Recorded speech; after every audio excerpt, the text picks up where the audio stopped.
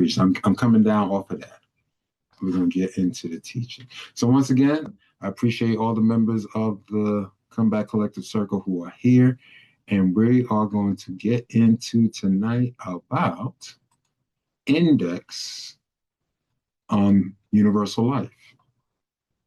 And like I said, we will attempt to get through it. But, part of it is a little wordy, as it should be.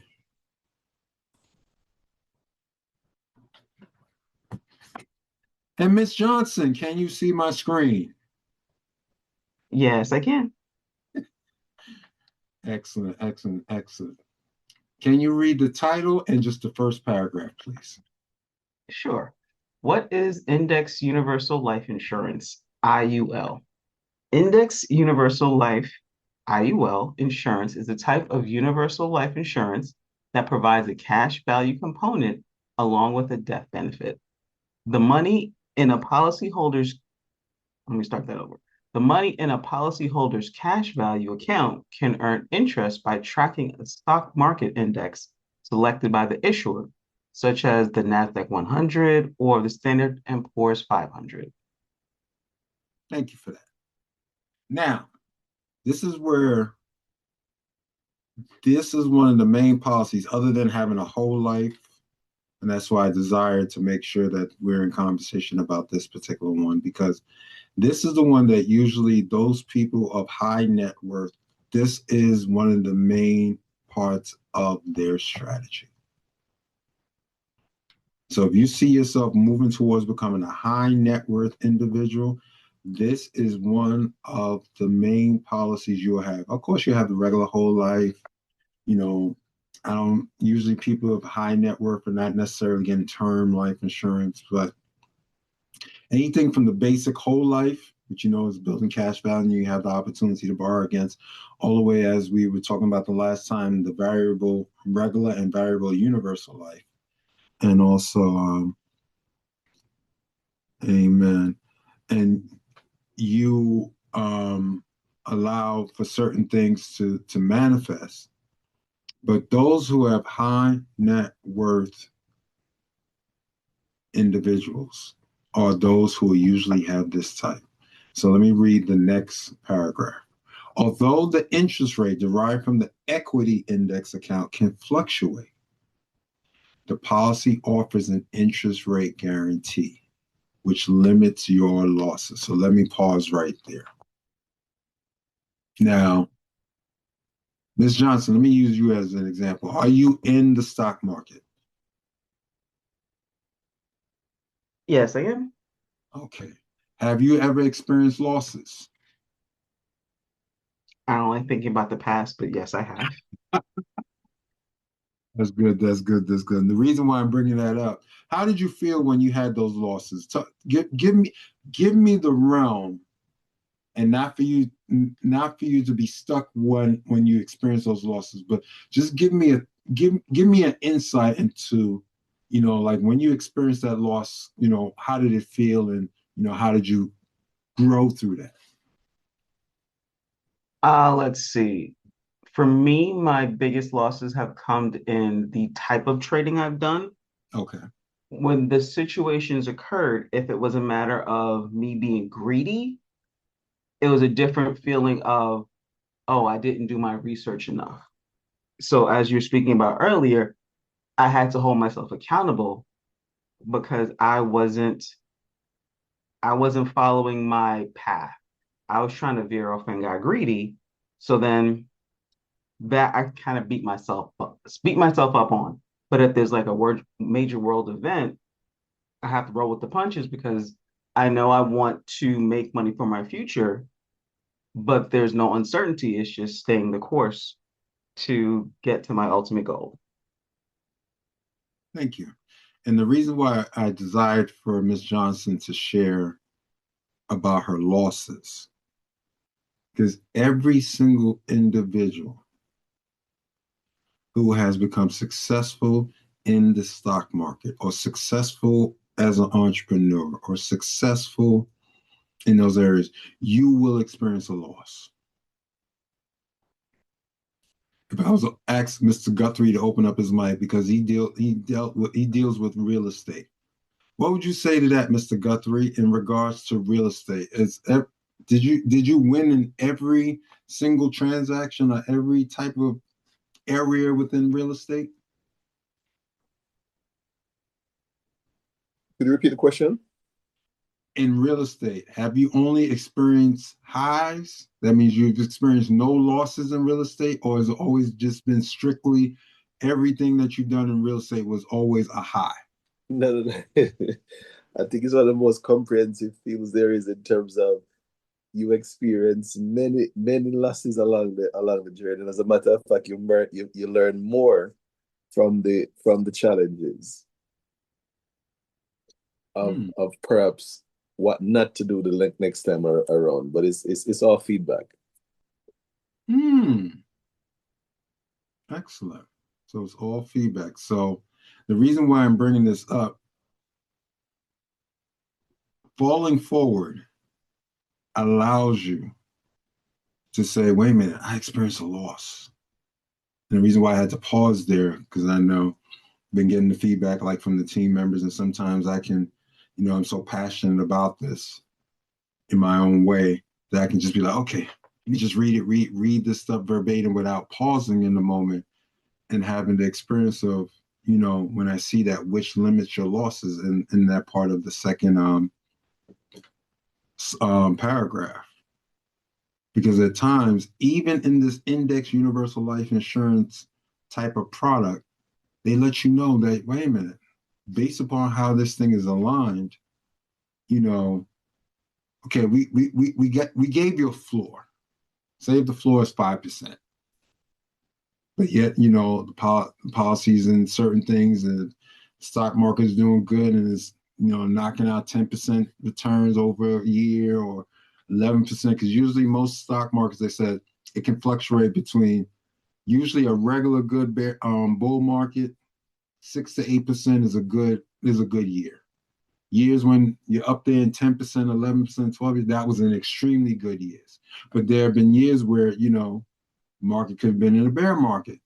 Maybe that for that whole entire year. Not saying that you didn't make money that year, but as a market, probably could have went down 1-2%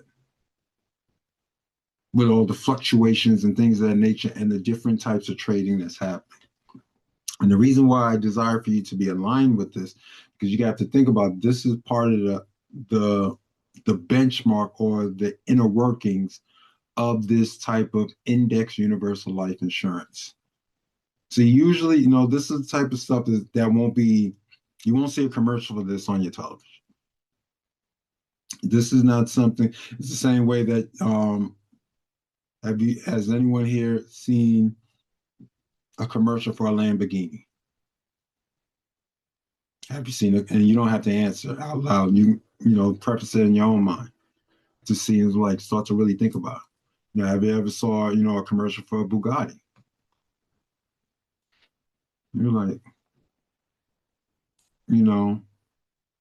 or Bentley, or Rolls Royce, or do you know a lot of some of the high-end brands? Some of those brands actually do furniture. Or you'll get things or have access to certain things that the regular general public doesn't have access to. So I had to pause it there so it can sink in. Whereas when we're talking about, because we're going to get into stock markets in coming weeks and, different types of opportunities to allow for your money to work for you and you just don't work for it, and how real estate is a part of that as well. And, all those different necessary mechanisms. But insurance, or the particular products that you choose to utilize, is a major part and has to be a part of your wealth strategy. And if it's not part of your wealth strategy, as when Dr. Cheryl Clarke, shared her cautionary tones, like, wait a minute, this person kind of gave her a bait and switch. Whereas when she came to us, I said, wait a minute, I got some things I want to take care of, certain expansion I got in my mind. Wait a minute, let me tap into that I've been paying for, 8, 9 years or whatever. It's like, wait a minute, this is a term. There's no cash value that you can take out or borrow against from and it's like, wait a minute, but this is not what I remember it being presented to me as. And it became a lesson. It became a great lesson. And you started to recognize, oh, there's different types of policies.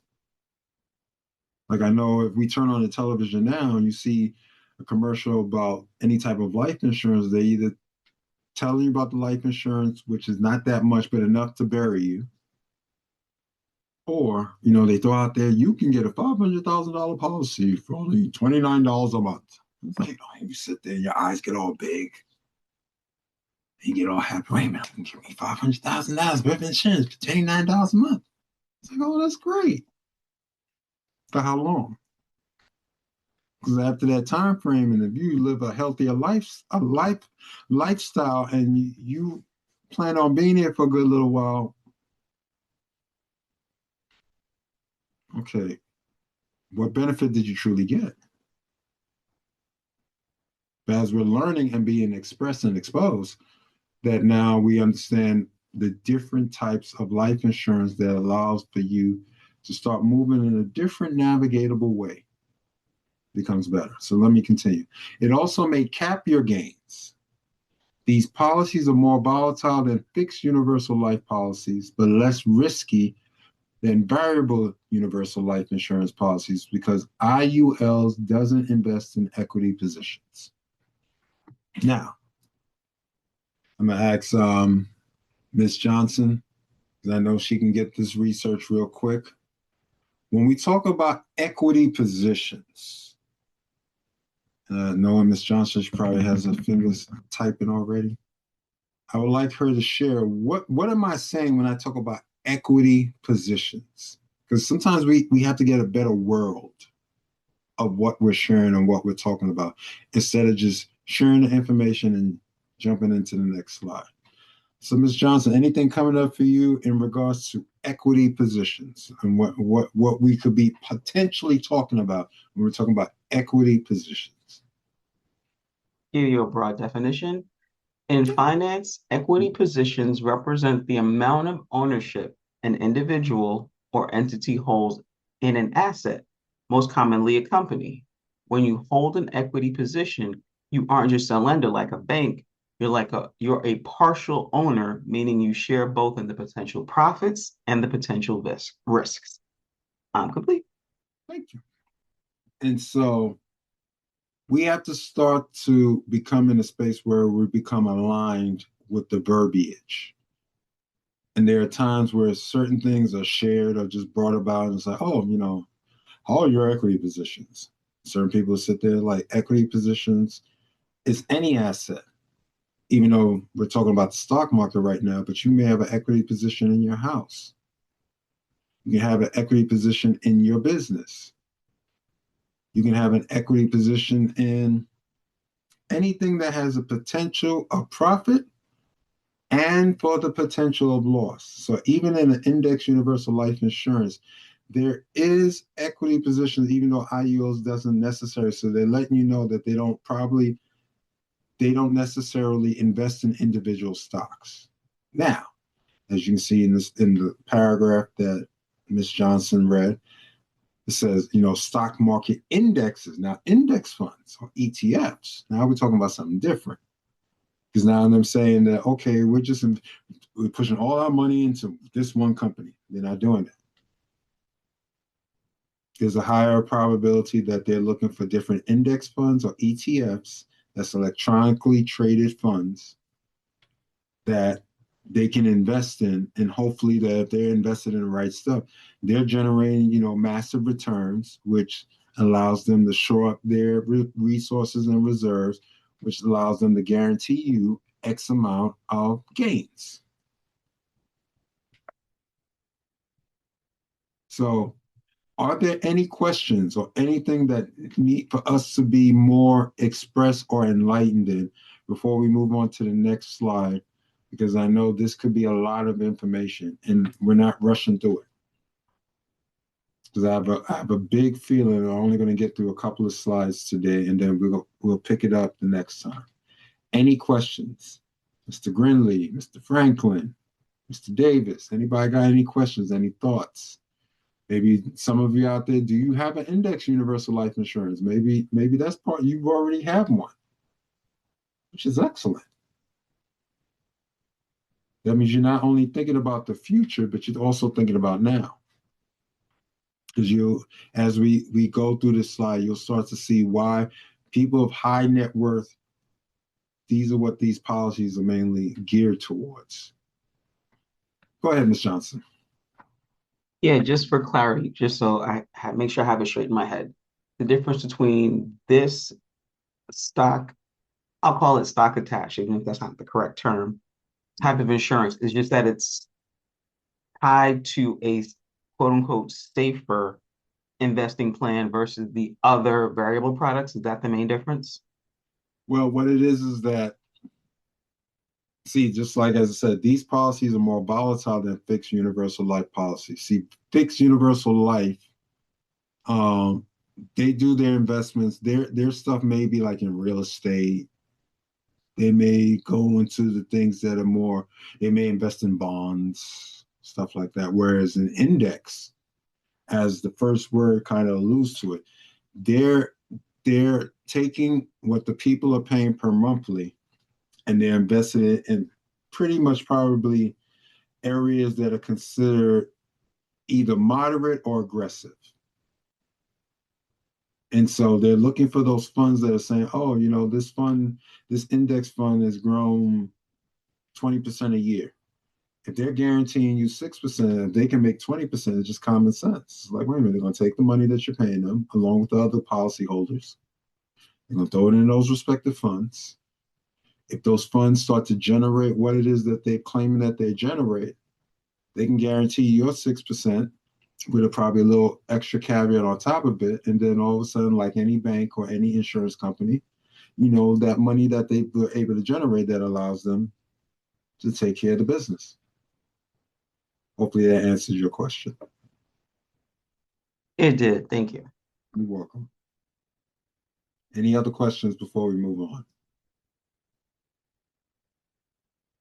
Because it may sound like a lot of financial jargon and big words and this and that, but when we start to really break it down and put it into bites, it becomes easier to swallow, becomes more recognizable. Oh, okay, most high net worth individuals, this is definitely one of the insurances in their plan.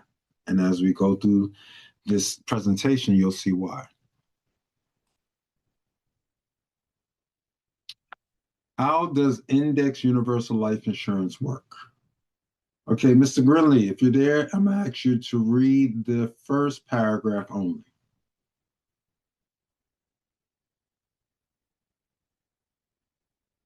Yes, I'm here, but okay, I can move that around. Okay. How does indexed universal life insurance work? As with universal life insurance, IUL, policies have adjustable premiums. You can underplay or skip premiums, plus you may be able to adjust your death benefit. What makes it IUL? What makes IUL different is the way the cash value is invested. Thank you. Now, as that first paragraph has alluded to, we was dealing with variable life insurance and variable universal life in the last previous sessions. Just like in those, like, oh, this month I can't afford to send it in. Well, as long as your policy is in force and you've been with us for a while, they say, okay, this month you don't send it in. Maybe it's making enough interest where all of a sudden it's, oh, we're making enough interest on the cash value side of it that, okay, you can skip a month, maybe a two, and then come back and start putting your premiums again to keep stoking the fire, as they would say. And the reason why, as I stated before, index, that word index is the reason what makes it different than the variables. That right there. It invests in index funds, ETFs, things that are generating probably opportunities of some potential more of a dividend, which means cash flow, things of that nature. Whereas in the variable life, they're probably more entrenched in those things that are more safer, that are generating some interest, but not as highly expressed or highly volatile as this one.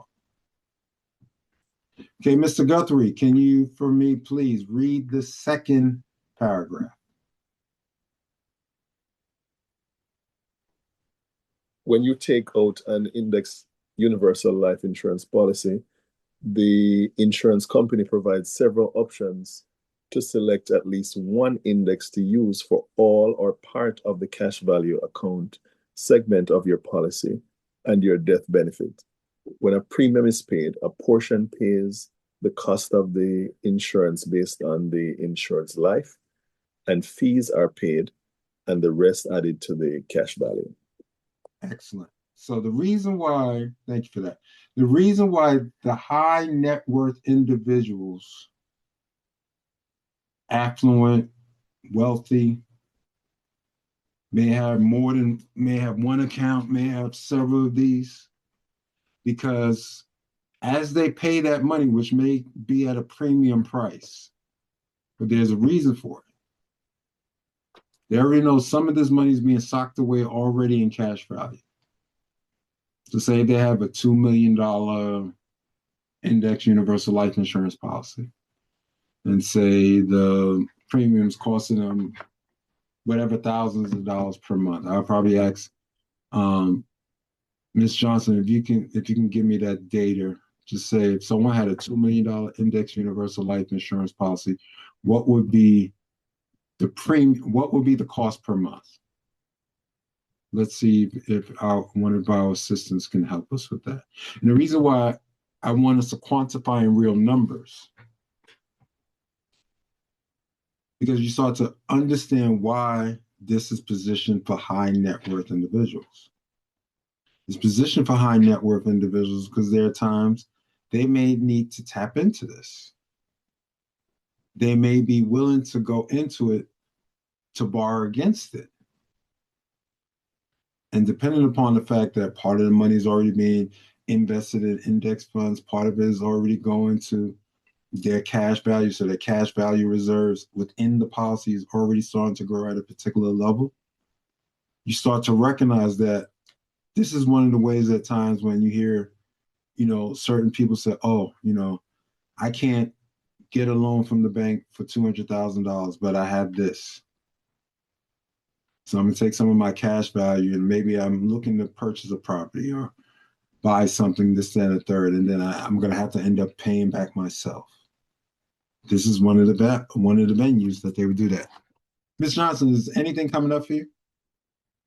Yes. So for a healthy non-smoking adult, approximately 40 years old, the general range is an estimated monthly premium of $900 to $1,350.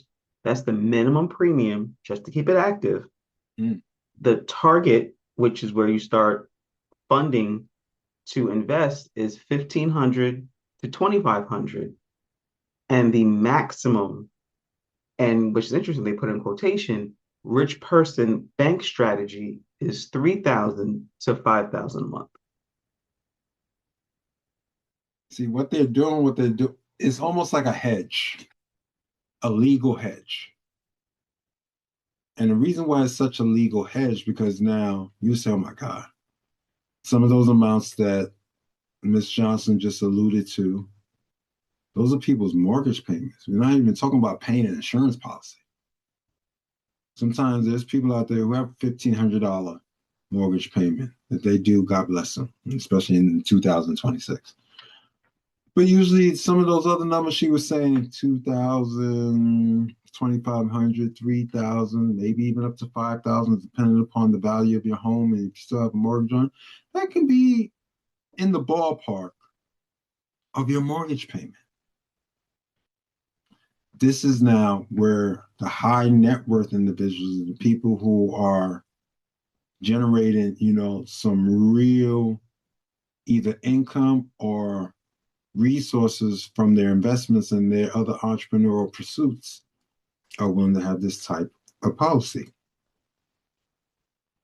What makes it so good is that eventually, as that cash value is building up, as Ms. Johnson alluded to, they're in that $3,000 to $5,000 range. It's like, yo, I'm sending y'all $3,000 a month. Because I know eventually I may have to fall forward. I may fall. I may have something over here that may not be generating as much. I may have a situation over here that I may have to take care of something unexpected. Oh, well, I have this index universal life insurance policy. Yeah, I gotta get my hands on $50,000 real quick. Okay. Call the broker or call the company. So yeah, you got like $200,000 in cash value. Oh, you need 50? Fill out the release and this, that, and the third, probably within a couple of days, all of a sudden, boom. Because these days it's not about mailing the check. Okay, we have your banking information already on file, and all of this is hitting the button. You turn around, wake up the next morning, oh, the 50 grand that I need to take care of XYZ is in my account. Now I can maneuver the way I need to maneuver. That's why these things are not necessarily promoted in our respective communities. Because even when we do have individuals who look like us that have the accessibility to get into these areas, there's few of us as possible. So, and I'm going to read the last paragraph. The total cash value is credited with interest based on increases in an equity index, although your money isn't directly invested in the stock market. If you own an IUL policy, you can likely borrow against the accumulated cash value. So going back to what Ms. Johnson stated, for certain people, in parentheses, says, you know what? I can afford to send them $4,000 a month to an insurance policy. And the reason for that is because I'm hedging it. Because I know eventually I'm going to have to tap into that cash value. But I have the benefit of having something, if God forbid something has happened to me, okay, there's a death benefit attached to it. Okay, my family will be taken care of that way. And at the same time, I have the opportunity as I'm paying into this particular policy and keep it going. There are times that if I need to dip in there and be like my own bank, when you hear some of those people on the social media feeds and all that other stuff talking about, you're going to be your own bank. This is one of the areas where in some ways you are. You're not going to the bank saying, okay, mother, may I, or father, may I, can I have this? I need a loan. No, technically, you are borrowing, but you're borrowing from you. And depending on what you utilizing those dollars that you're borrowing from yourself for, if you're borrowing from yourself because now you're about to go purchase an asset that's going to add to your overall wealth strategy, even though you're eventually going to be paying that premium and probably a little something on top of it because you pull some cash value out of it, but you have an asset that's working for you. You don't pull this thing out because you want to pay for things or pay for an experience or pay for that. That's stuff like that's supposed to be allocated already. Stuff like that has to be prepared for. But from a systemic space, our community wasn't positioned in that way. And then as you're going through the trial and error, you start to recognize like, oh my God.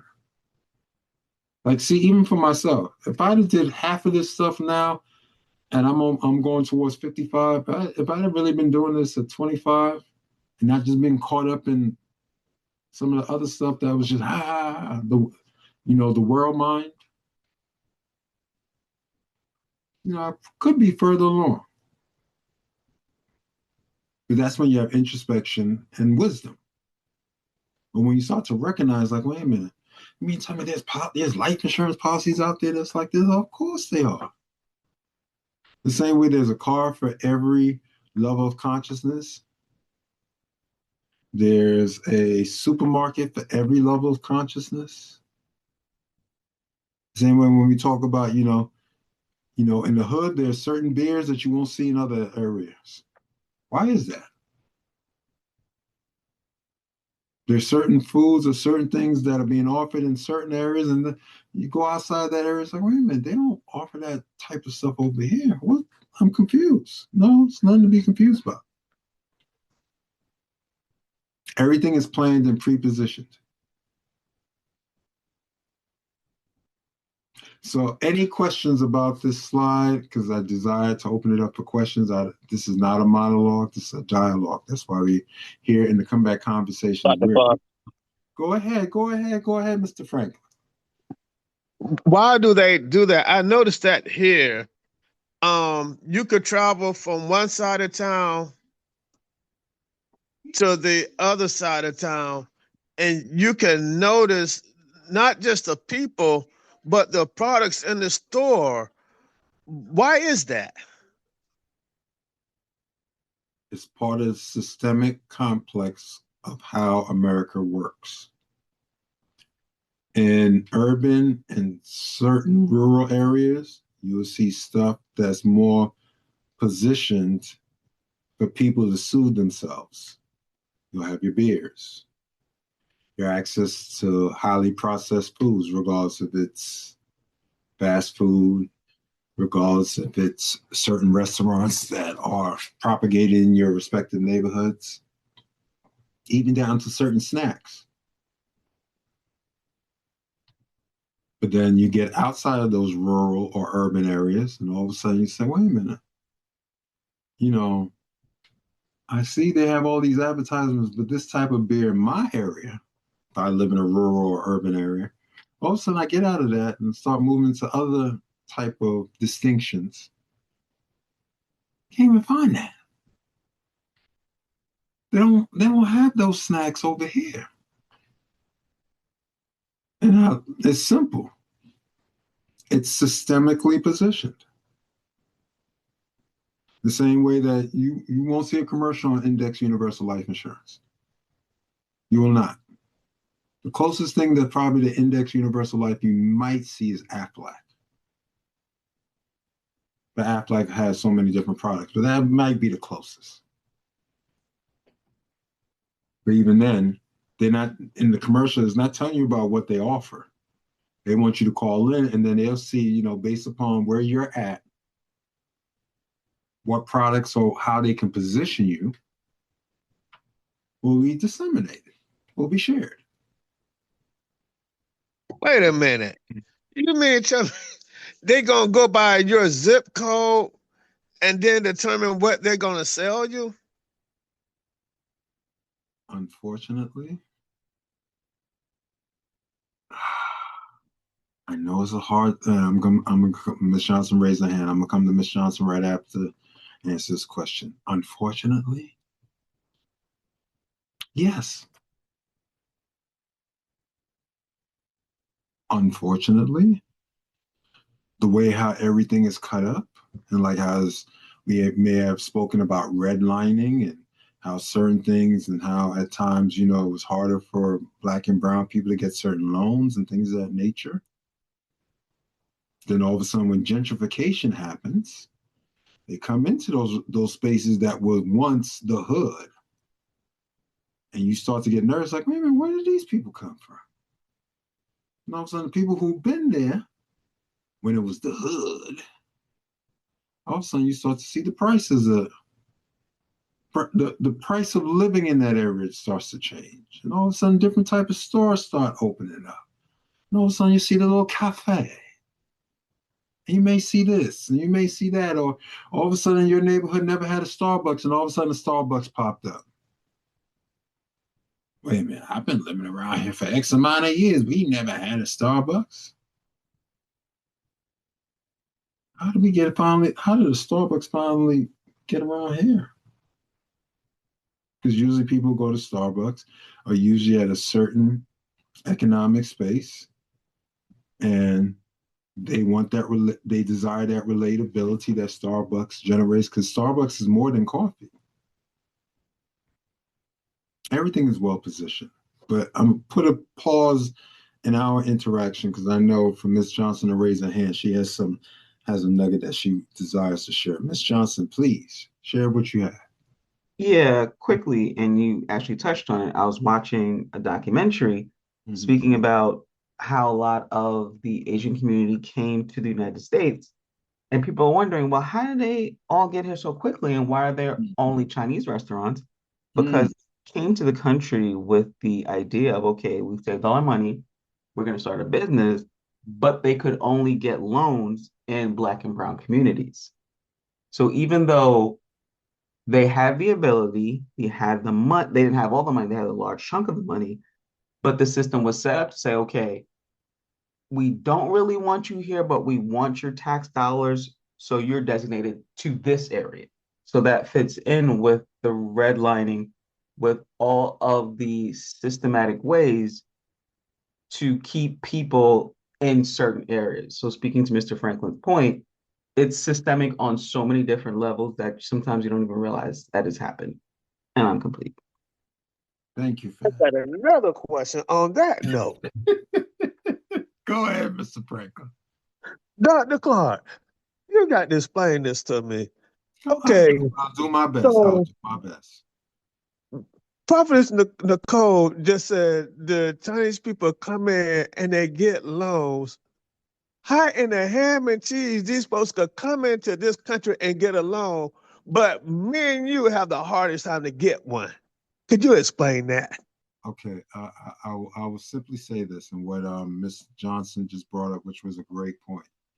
There was a time that they were in the United States did not desire for the Chinese to come into the country.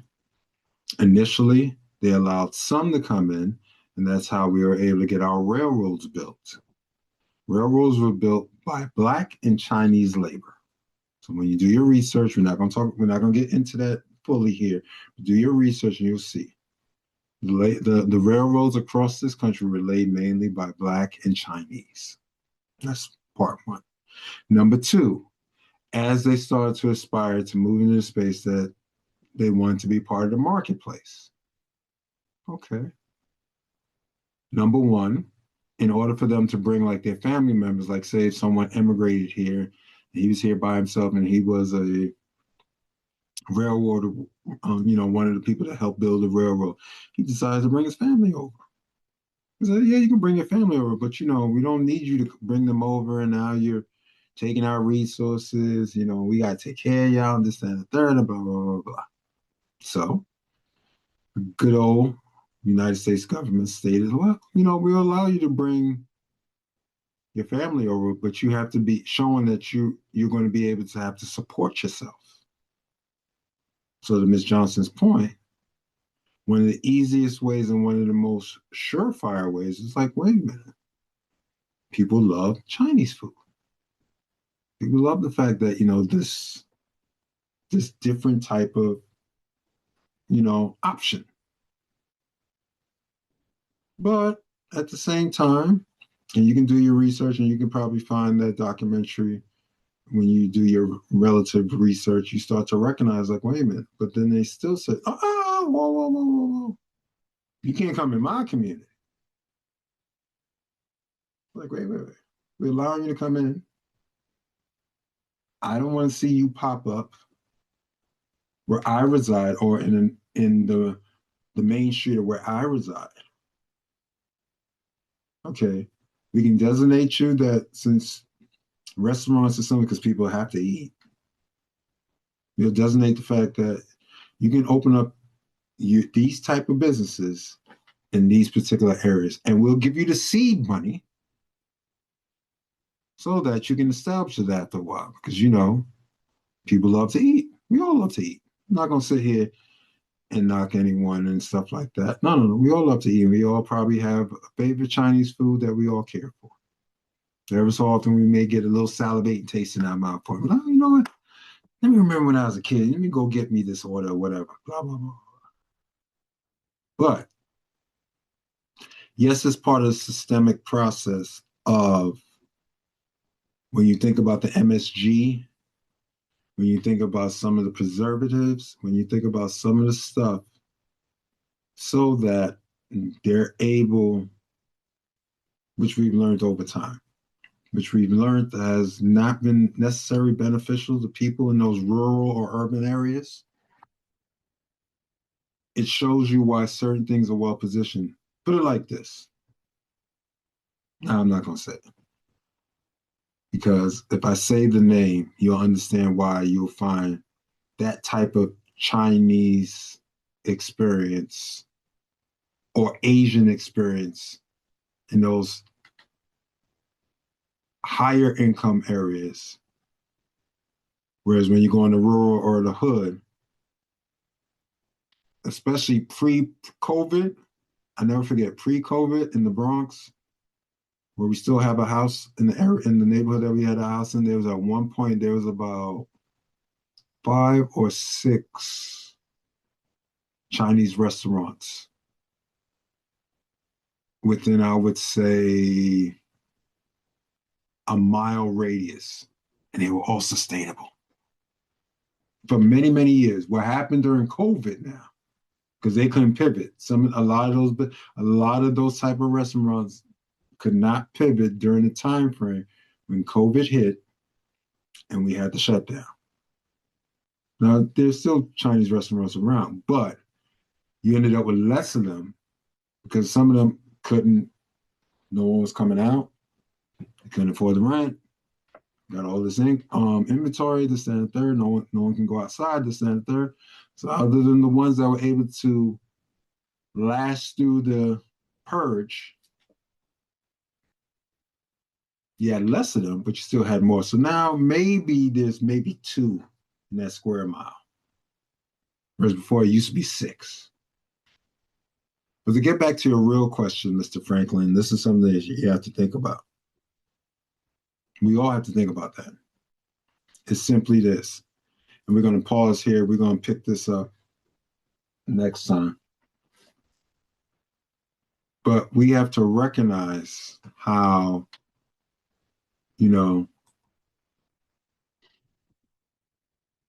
how systemic certain things have landed in the respective marketplaces. And this is when your antennas start to go up. Once you start to become much more aware, you start to see how certain things are moving, and now it's like, wow, can't believe these people are attempting to do us like this. It's like, yeah, this is exactly how they attempted to do you. Like, it is what it is, and it's not what it's not. But yeah, just be mindful. Why is it so easy for you to find a Chinese restaurant in certain areas, and in certain areas you may not find one, or if there is one, it's very high scale. Hopefully that will keep you thinking and other members of the Comeback Collective Circle thinking as we continue to navigate these conversations, because we're going to continue on next time that we meet in regards to, these index universal life insurance, because we really haven't even gotten to the full meat of the matter on how this helps those who, even if they're just starting to experience those opportunities of moving towards a wealthy or affluent status, why they have these.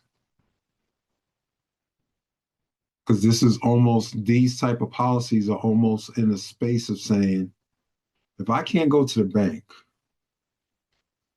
and I have this policy that I've been paying premiums into, I have access to capital that circumvents me going to the bank.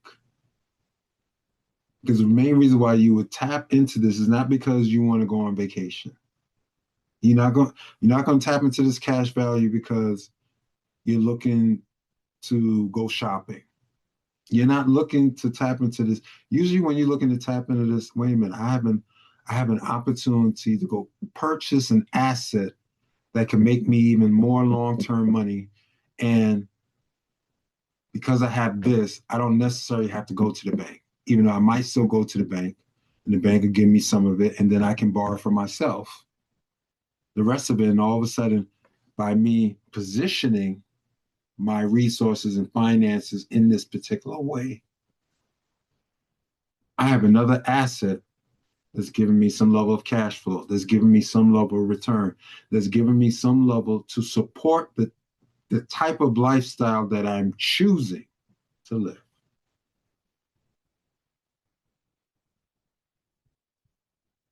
So all these, as we continue to go down this dynasty path, it's about recognizing how some of the things that are out there, it's not like it's hidden. It's not hidden from anyone. Let me just keep that clear. But based on socioeconomic levels, and when I'm talking about society and your economics, some of this stuff, they're not even going to waste their time to say, I'm not even going to offer this to you. Because as soon as I tell you, you're going to have to, Ms. Johnson, can you throw out some of those numbers again that you said based upon the data that I asked for? What was some of those numbers again per month? Oh, per month for the minimum was 900 to 1,350. The target or the standard funding level was 1,500 to 2,500. And the rich person bank strategy, which is the maximum funding, is 3,000 to 5,000 per month. Now, thank you, Ms. Johnson. Now, going back to what I said earlier, what she just stated is usually most individuals, I won't say people's, most individuals, probably their house note, which is usually your most expensive responsibility. Now multiply the fact that someone is circulating these type of resources into a policy. But the fact of the matter is, based upon how it's structured, we're not talking about your living expenses. We're not talking about paying your light bill. We're not talking about food. We're not talking about transportation costs. We're not talking about taking care of your car note. We're talking about an insurance policy. Now, if you come in there in a particular zip code, which, they ask you, please fill out your information. So, and, tell us about your resources, your finances, what your net worth is, and this, that, and third, and da, da, da, da. And they go through the whole spiel. They recognize, okay, based upon what you presented to them, will be what they can offer you. That's why that part of it is not so much systemic in a racist standpoint, because now dollars and cents, after a while, especially here in the United States, green is the thing that's the holder. You can be black, white, blue, yellow, purple. When you get to a certain level of economic status, all of a sudden, all the stuff that I would say the people underneath those statuses are arguing about, all of a sudden at that level, all of a sudden, it's amazing how those things just disappear.